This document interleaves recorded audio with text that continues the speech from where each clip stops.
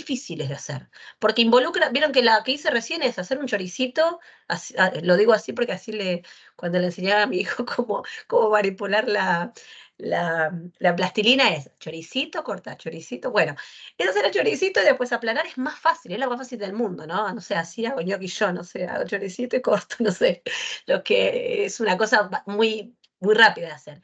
Las dobladas implica un poco más, ¿no? Porque implica, bueno, vuelvo a hacer, pero implica hacer así, que me quede el pliegue en el medio también, entonces eso después hay que alisarlo.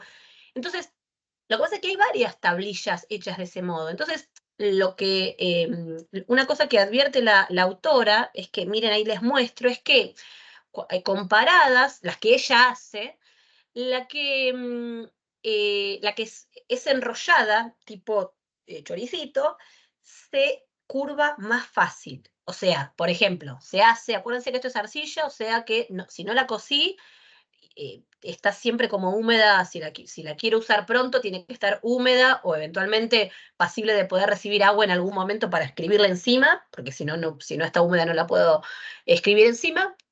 Entonces, la enrollada, si yo, por ejemplo, la hice y necesito ahora que alguien la escriba o se la paso a alguien para escribirla, eh, ¿cómo hago cuando se la paso si ya se empieza a empezar a doblar más fácil? ¿Sí? Entonces, lo que ven ahí es que la que suele estar enrollada, la de tipo choricito, tiende a doblarse más. Mientras que la que está doblada, si bien es más trabajoso el sistema, porque tengo que estar más atento a que después no me queden los pliegues y a que me quede más lisa así, es un poco más resistente. Y que en todo caso ese es el motivo por el cual se elige ese método que es un poco más laborioso, ¿sí? Y después, esto también es muy interesante, observamos en muchas de las tablillas que tienen unos agujeritos, seguramente ahí lo están viendo.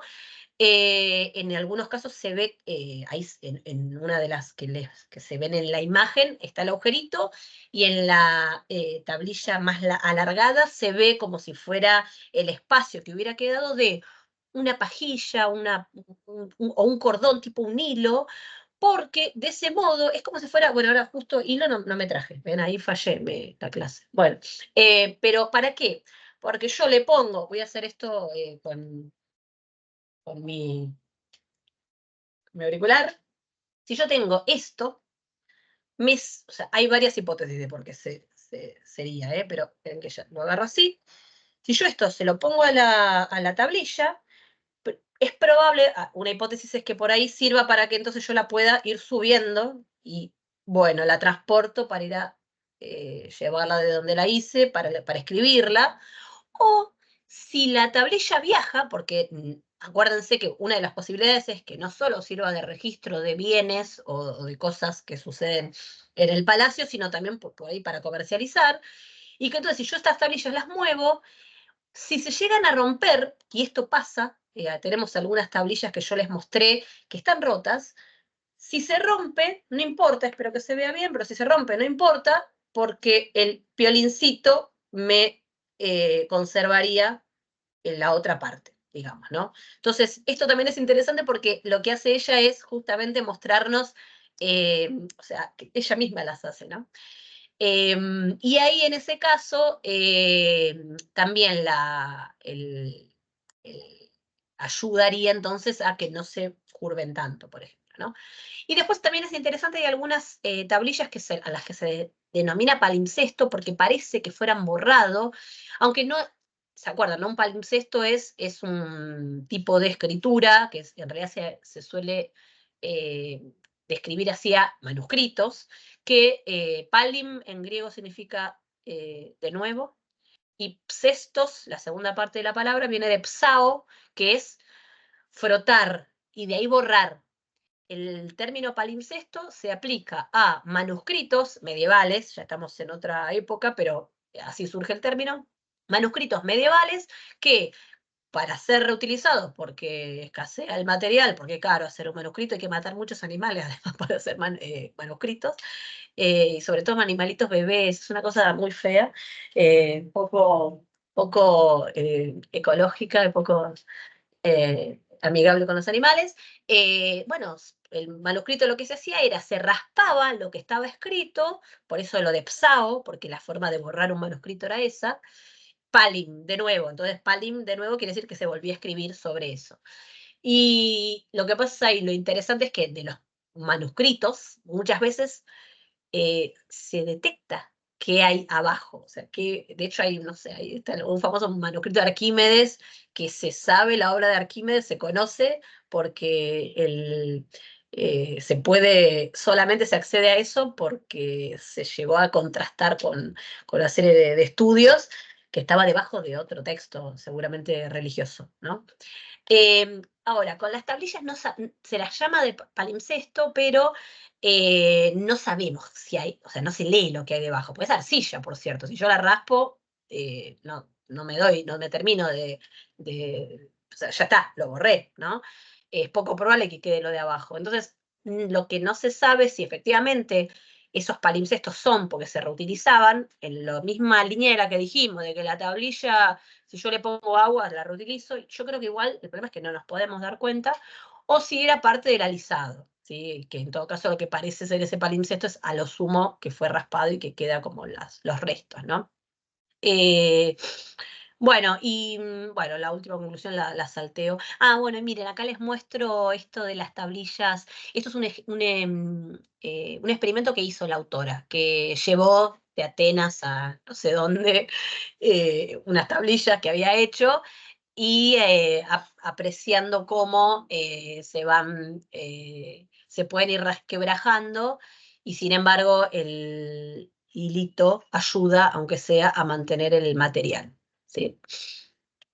Bien, bueno, ahora me quedó toda la mano como con plastilina, no sé si no voy a tocar demasiado nada.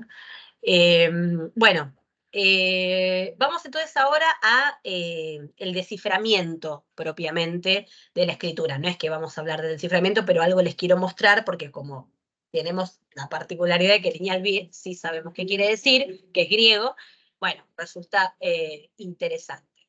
Habíamos dicho que yo estoy como poniendo los hitos más importantes de cómo se llega al desciframiento.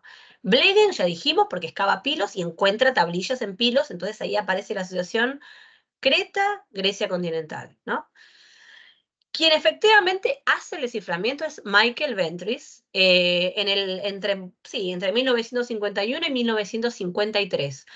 Ventris muere a los 3 años de haber hecho el desciframiento, así que era un hombre joven, además, de modo que, bueno, no llegó si bien llegó por suerte al desciframiento, no llegó a poder disfrutar mucho de los descubrimientos posteriores, sí, o de los avances posteriores, lamentablemente. Quien continuó su obra fue Chadwick. Chadwick es el que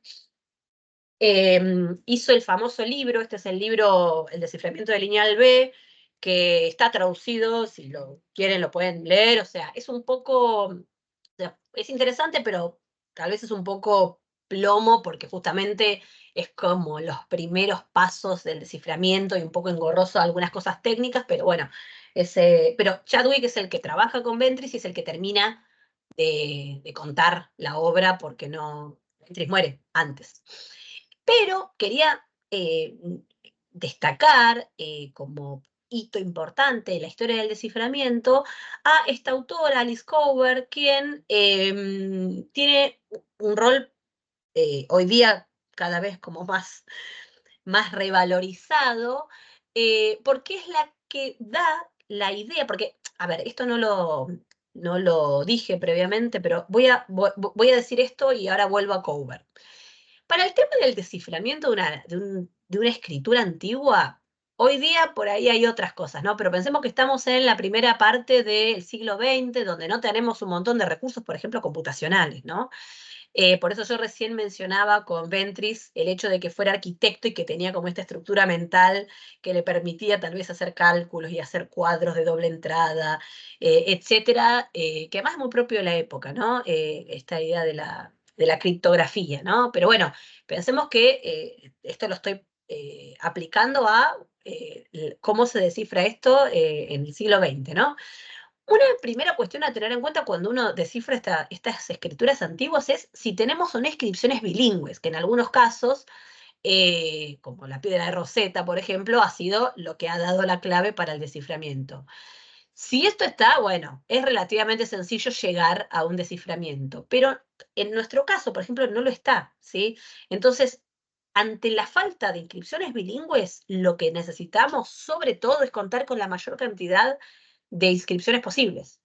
Y habíamos dicho, lineal A no se pudo, jeroglíficos no se pudo, lineal B sí se pudo, aunque sea por eso, ¿no?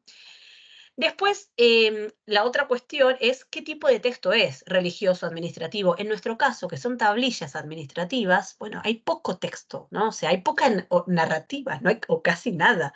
Entonces, eso también hace difícil el desciframiento, ¿no? Y la otra cuestión es dónde estamos parados respecto de qué lengua es, ¿sí? Porque si se conoce algo de la lengua, por ahí un poquitito, eso, o aunque sea unirla con algún grupo de lenguas, por ejemplo, no sé, es indoeuropeo, bueno, eso es un montón, ¿no? Pero para el caso de lineal B, estaban perdidísimos, o sea, ¿no? Algunos se han pensado, que es algo muy típico de esta época, que es cuando no se sabe que, o sea, había una escritura nueva, bueno, tiene que ser vasco, vasco antiguo, como en total el vasco es un aislado.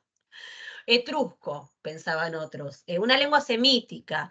Estaban boyando entre una serie de lenguas antiguas y no daban con la posibilidad de que fuera griego, porque claro, asociaban lo cretense, como decía antes yo, o sea, asociaban lo cretense justamente con una civilización prehelénica, y recién hasta que Blegen no descubre las tablillas en Grecia, en Pilos, no hacen como el link, digamos, ¿no?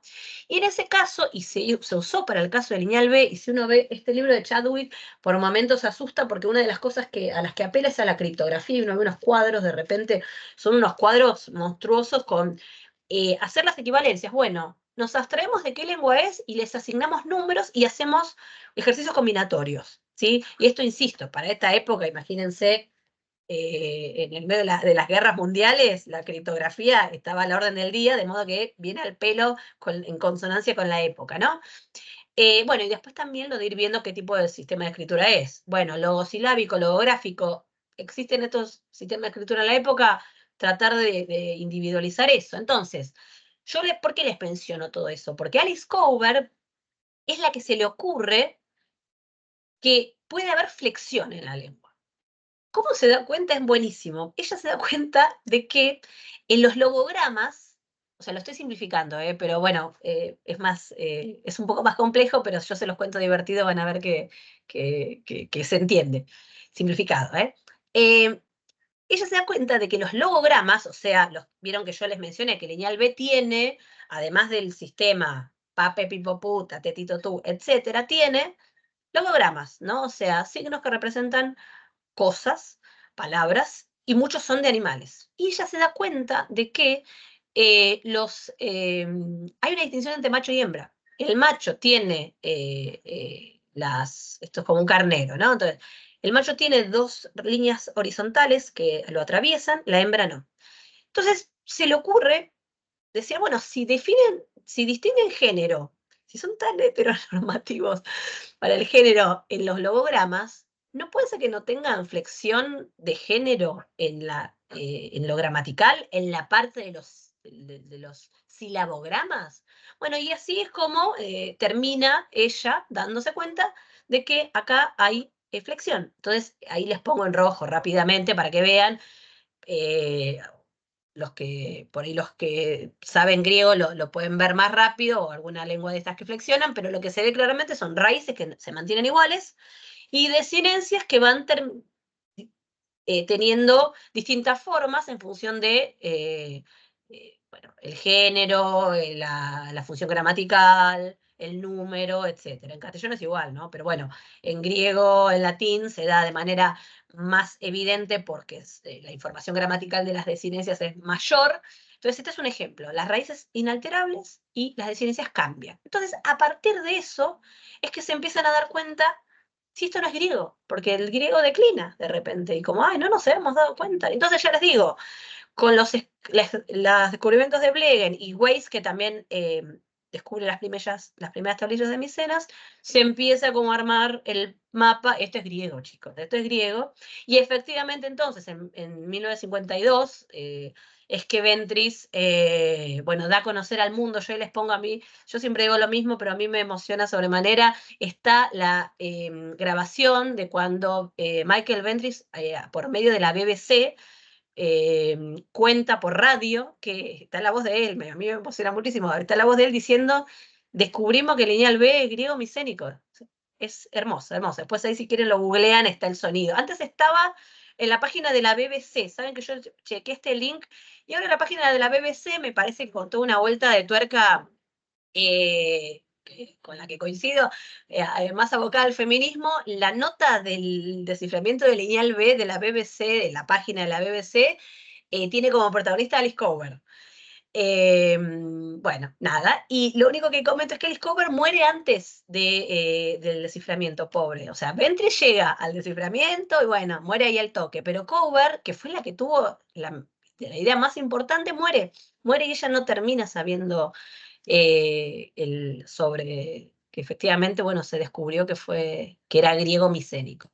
Bueno, acá el libro que ya les mostré, que es el de Chadwick, acá Chadwick viejito, que es el libro, si uno quiere ir a chequear, los libros más importantes sobre esto son estos dos. Y les muestro esto primero. A ver, ¿ven la idea de la simplificación que les decía? Jeroglífico, lineal A, lineal B. Ven que uno puede ver, rastrear esto, ¿sí? Uno lo ve ahí. Del jeroglífico pictórico al lineal A y lineal B. Más ejemplos, y además lo que les muestro es algo que ya les mostré, que es las cuestiones fonéticas. Uno si sabe, porque ahora ya desciframos lineal B, cómo se pronuncia lineal B, retrocedo a lineal A y le asigno ese valor. Lo que pasa es que no estamos seguros de que el valor sea ese, ¿no? Bien, y acá les muestro rápidamente, porque acá sí me interesa un poquitito más, aunque sea lo paso rápido para que vean cómo es este sistema de escritura. Fíjense ahí, yo les muestro el silabario, les puse las sílabas en vertical y en las distintas filas la correspondencia de las consonantes. Entonces ahí tienen primero A, E, I, O, U, y después Da, De, Di, Do, Du, Ya, Ye, Yo, Yu, Ka, Ke, Ki, Ko, Ku, Mame, Mi, Mo, Mu, etc. ¿Sí? Esto es el sistema básico que ya lo vimos también en lineal A. Entonces, los signos son consonante vocal, son 5 timbres vocálicos. Fíjense que ahí hay una cosa ya distinta con el griego que conocemos, el griego clásico, que es que el griego clásico distingue en algunos casos las largas y las breves, y el micénico no. A, E, I, O, U, no hay diferencia entre larga y breve, es una cuestión interesante. Hay una serie sola, o sea, esta, para las líquidas, o sea, la L y la R, ¿vieron como uno hace el chiste con los chinos? Que a los, bueno, lo mismo. Convencionalmente en los manuales vamos a tener la R expresando, pero esa R puede ser tanto L como R en griego, ¿sí? Es una sola, solo una, R o L, y no sabemos cuál es. Eventualmente, si uno sabe la palabra en griego clásico, lo puede determinar, pero si no, no. Y después hay una serie esto lo menciono para los de clásica sobre todo, en micénico se escriben grafías que después en época de alfabética ya no, que son los sonidos de las semiconsonantes, la yod y la vau, o sea, tienen su propia serie, que sería la J y la W, ahí se las marco en color, y una serie, o sea, qua, cue, qui, quo, para un sonido que existió en época previa al siglo IX en el mundo griego, que es la labiovelar, que es el sonido Q. Eso en el alfabeto griego no existe, pero en el micénico sí, Qua, Cue, Cui, Quo, eso existe, se escribe. Y esto es un montonazo después para reconstruir las palabras. Entonces, después hay otras cuestiones que nos van a mostrar que es deficiente esta escritura de sílabas, porque, por ejemplo, no se escriben las sílabas trabadas, o sea, una consonante en el medio no puedo decirla, ¿sí? Y las consonantes finales tampoco, porque si el esquema es consonante vocal, no hay consonantes finales. Y en griego tenemos un montón de palabras que terminan con sigma o con S, digamos, o con nu, con n. Entonces, ojo con eso porque entonces el griego que conocemos, si lo tenemos que pasar a micénico o remontarlo al micénico, y acá les pongo algunos ejemplos, no se lee bien. Por ejemplo, la palabra jármata. Para los que no saben griego, les pongo la transliteración, hármata. Esto, en micénico, si el esquema es consonante vocal, eso se escribe a-ma-ta. La R en el medio no se escribe. A-ma-ta. ¿Sí? Otra palabra, gitón. Quito se escribe, porque hay otra particularidad que es que no distingue las sordas de las sonoras de las aspiradas en muchos casos. Hay un solo ejemplo de la dental sonora, pero por ejemplo, la palabra Zügatter, Zügatter que es hija, como Tochter en alemán, por ejemplo, ¿no? O Tochter en inglés. Zügatter se escribe tu, gate. ¿Por qué? Porque TH, es decir, la aspiración no la escribe. Entonces, convencionalmente, ¿qué se usa? La serie de la T. No distingue sonoras de sordas. Entonces, la G respecto de la K no las distingue. Entonces, por convención se usa la K. ¿Ven ahí? Entonces, la sílaba ga no se escribe ga, se escribe K. Ahora, ese K puede ser K o ga. La última sílaba, ter, primero. La E, en griego alfabético, claramente es una E larga, es una eta. Acá no importa, porque no distingue largas y breves. Y la última consonante, la R, no la escribe, porque como el esquema es consonante vocal, no se escribe. Entonces, hay algunos elementos que se llaman signos opcionales que ayudan a la pronunciación. Por ejemplo, hay un signo, lo estoy pasando rápido para no extenderme tanto, difsera. Difsera es el cuero de animal, como la membrana en latín, lo que es va a ser después puede ser tanto pergamino como papiro, pero difsera. Ahí sí existe un signo PTE para escribir PT, pero existe para algunos casos, en otros no, ¿sí? Entonces, ven que tiene este problema, que hay un montón de consonantes que no se escriben, por ejemplo, ¿no? Entonces, ese problema está en por qué se explica, porque era pensado por una lengua que no era el griego, que era este minoico eteocretense. Después, fíjense, usa logogramas. Acá tienen el cuadrito de los logogramas, que a veces son para marcar elementos puntuales, cuántos caballos, cuántos cebada tengo, y a veces también sirven para como clasificadores. Seguramente esto lo han visto con Rodrigo, que es un clasificador, ¿no? Y también numerales, ya los vimos. Las unidades, una línea vertical, las decenas, la horizontal, las centenas círculo y las unidades de mil, círculo con rayos, ¿sí? Bien, y ahí les muestro, por ejemplo. Ahí para leer una cosita mínima y con esto cierro. Ahí tienen, por ejemplo, eso es una cabeza de carnero y ese es el numeral, es un círculo, es un 100. Entonces yo ahí lo que tengo que decir, si yo quiero leer esta tablilla o este pasajecito de la tablilla, eso es 100 carneros. Y fíjate que son machos, porque tienen, o sea, tienen la cabecita del animal arriba y después tienen como las dos eh, eh, trazas horizontales. Bien, bueno, dejamos acá, esperen que dejar de compartir, dejamos acá para no extenderme tanto, pues cualquier hora ya. Lo que haríamos entonces es, para cerrar esto y por ahí que decante un poquitito la cosa, es la semana que viene cerramos simplemente con la lectura de una tablilla, o sea, les voy a pasar un resumencito, que es una hojita, donde tienen por ahí todos los signos del micénico más los logogramas, y vamos a leer una tablilla, como para retomar lo que vimos, y ya después nos metemos en el paso, bueno, que pasa en la edad oscura al alfabeto. Eh, bueno, obviamente si hay dudas o preguntas. Yo tengo una duda, creo que es muy boluda igual. Pero estos logogramas de lineal B, o sea, imagino que son similares a los jeroglíficos cretenses, pero digamos, ¿hay alguna relación directa? Sí, sí, de hecho, Ah, o sea, como hay poco del jeroglífico, tampoco es que se puede hacer una conclusión tan abarcativa, pero de hecho el jeroglífico cretense tiene muchos más vínculos en eso con el lineal B que con el lineal A y todo, pero sí, sí, se ve, sí. Todavía no sabemos, cómo no está descifrado el jeroglífico, claro, no, claro. Me es un imagino que deben problema. ser relaciones que es difícil establecer también porque, digamos, un ojo es un ojo capaz. Sí. Sí, Siempre, pero exacto. bueno. Sí, sí, sí, sí. Bueno, les decía entonces, si no hay más preguntas, igual espero por las dudas, yo hablo, si alguien igual quiere abrir el micrófono. La idea sería entonces, como les decía, ya igual Lineal B lo tenemos igual cerradito, pero querría como para hacer el último cierre, leer una tablilla. Hoy ya que hicimos una tablilla, no puedo creer la ridiculez que hice, pero bueno, chicos, como le quise poner un poco de onda. Después, no sé, me quedé pensando si en filología nos llevamos unas arcillas a la clase y las hacemos, nos ponemos, después en un práctico lo podemos pensar. Sí, sí, sí, re. Pero hacemos un enchastre ahí en Puan. Pero bueno, aunque sea nos vemos y nos divertimos un rato y escribimos algún signito.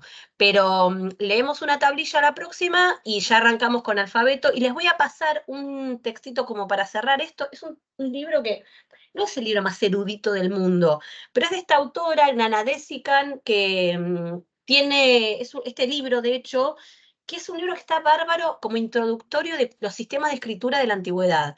Y tiene una forma muy amena de contarnos historias sobre cómo surgieron los sistemas de escritura. Está en inglés lo único, pero les prometo que es muy ameno, o sea, es como lo pensé para este seminario, sobre todo en un público abarcativo, que no tiene estrictamente que saber nada lingüístico, y les voy a dar el artículo de ellas para la parte del micénico y también después la del griego, porque cuenta una historia re linda de cómo los griegos, bueno, se las dejo igual para la próxima, pero cómo los griegos podrían haber adoptado el fenicio y se darme una historia que, o sea, está muy bien, está muy bien. Así que como lectura les voy a dejar eso, por ahí les dejo un cuadernillito mío de escritura cretense y... y les dejo un apuntecito ¿vieron lo que aparecía acá en las diapositivas? Bueno, pero es una hojita donde tienen los signos a mano, por si la próxima leemos una tablilla, bueno, por ahí les sirve tener a mano ese material. Así que bueno, los despido, no me den mucho, son 13:35, no, chau, chau, los dejo, hay sol, así Chao, que profe. disfruten su semana. Buenísima la clase. Profe, nos vemos. Chau, Buenas chau. noches. Muchas gracias. Chao, buen fin Chao, de Nos chao. semana. vemos. Gracias. Buen fin de Gracias.